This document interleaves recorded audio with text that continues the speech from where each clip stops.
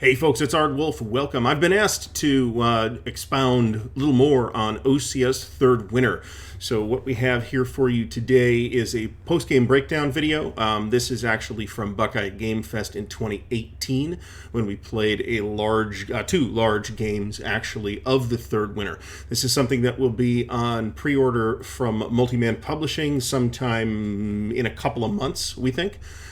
So keep your eyes out for that and enjoy the video. So we're here at Buckeye Game Fest, and we've got Marcus and Alan here. We've all been playing OCS Third Winter. This is a playtest game coming at some point from Multi-Man Publishing.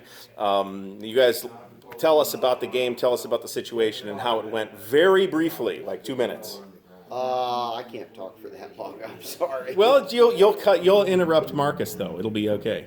Well, you know, it's southern Russia, and we've got 4 Russian army groups basically trading back and forth between who can attack and who can't attack based on the rules of the game. And the reality of the situation is that the Russian supply at this point in time was only available so that a couple of army groups could really turn on. So between Marcus and I, we flipped back and forth and basically blew the hell out of the German army. And destroyed quite a bit of the Russian army doing it too, but then again, that's also historical. So we had fun doing it.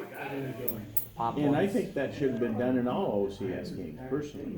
The only point is It has I tried been. to keep it. No, it hasn't. That was done Well, for there's a been control. victory points on the maps and basically everything. You'll notice if you look at Different. Smolensk, they've got little counters there. So certain cities start out controlled by the Soviets, and the Germans have to take them. Yeah. I saw that. Why did he change the methodology and say pop points for Baltic Gap? I don't know either. I'm not trying to figure out what the deal was with this. Might I think be- what it was, if you don't finish the game and the Russians behind the timeline, the Germans can claim a victory. It's simple. You know. But you have pop points in this, Vinitsa, Uman, Odessa. You start losing those places, Nikopol, Kiev, and you're building up the victory points against you. So, I mean, I think the way to do it is you get so many victory points a turn for, Vinitsa and Not per turn. You Per get month. 1 victory point. at the end of what time period? End of the game. If you occupy Vinitsa, you get a victory point at the end of the game. Same with Uman, same with Odessa, same with Kiev. Nikopol as well. Hell of a thing to hang on to those, all 3 of those, right? Nikopol is not defensible.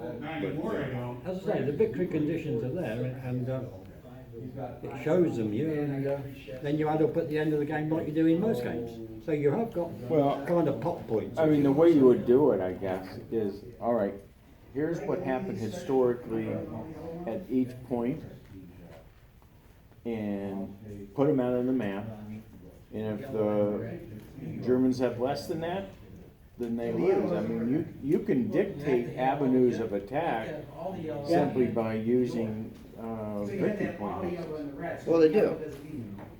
But no, not really. Minus a half a point for every for Axis combat units adjacent to the Dnieper and north of Dnipropetrovsk from January. So that's a half a point. So I played the Germans in the northern sector, and my comrade in arms who played the southern sector is not here at the moment to explain it. But we managed to pull back a significant. We did some damage counterpunching the Russians. There is an overwhelming Soviet tide headed our way. We have a limited ability to defend. We have interior lines which help us in defense. We made them fight for it.